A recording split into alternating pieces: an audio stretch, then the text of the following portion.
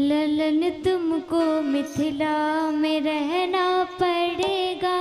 ललन तुझको मिथिला में रहना पड़ेगा। ललन तुमको मिथिला में रहना पड़ेगा। ललन तुझको मिथिला में रहना पड़ेगा। सरस मीठी गाड़ी को सहना पड़ेगा। सरस मीठी गाली को सहना पड़ेगा। ललन तुमको मिथिला में रहना पड़ेगा। ललन तुझको मिथिला में रहना पड़ेगा।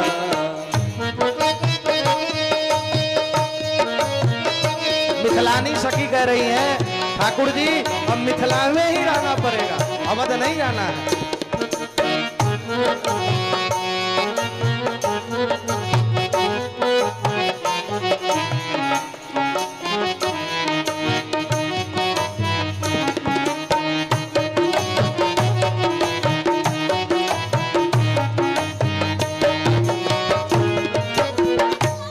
तुम्हें प्रेम बंधन में बांधा इसी से।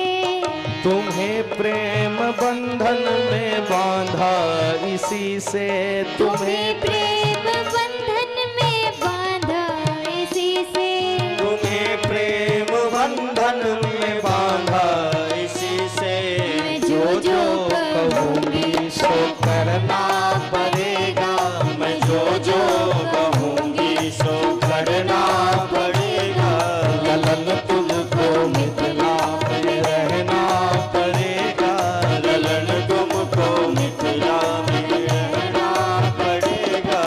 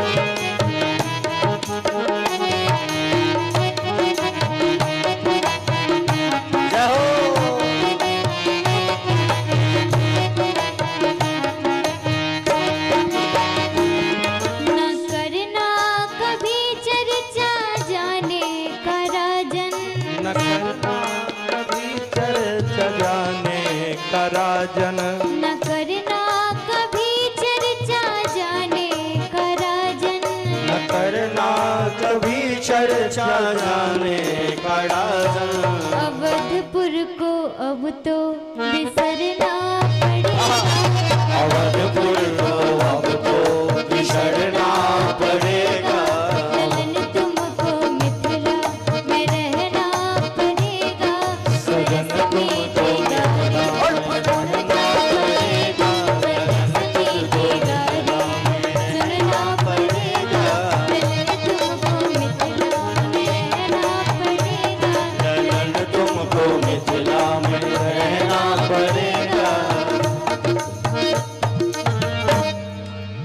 न करना कभी चर्चा जाने का राजन। सखियां कह रही हैं कि कभी ये मत कहना कि हमको अयोध्या भी जाना है। क्यों? क्योंकि अवधपुर को अब तो बिसरना पड़ेगा। अब भूल जाओ अवधपुर, नया घर तो ये मिथिला ससुराल ही है। राम जी से एक बड़ी अच्छी बात कही जो हमारे संगीत वाले भूल गए। क्या बात कही? आप जब मिथिला में प्रवेश किए थे तो यहाँ के पशु पक्षी भी आपसे प्रेम करने लगे थे। पशु पक्षी भी प्रेम करने लगे थे। तो अभी एक रोक हम आप पर लगाएंगे कि आप मिथिला में बाहर जाकर नहीं टहल सकते हो। क्यों नहीं टहल सकते हो? क्योंकि आप जैसे ही बाहर निकलते हो कि हमारे यहाँ के पशु पक्षी भी आप पर बलिहारी हो जाते हैं। आपका लावण्य रूप सिंधु ऐसा है कि पशु पक्षी भी कहते हैं हाय राम जी हमें मिल जाए, हमें मिल जाए। इसलिए क्या सुबह शाम मिथिला के हाथे के अंदर सुबह शाम मिथिला के हाथे के अंदर।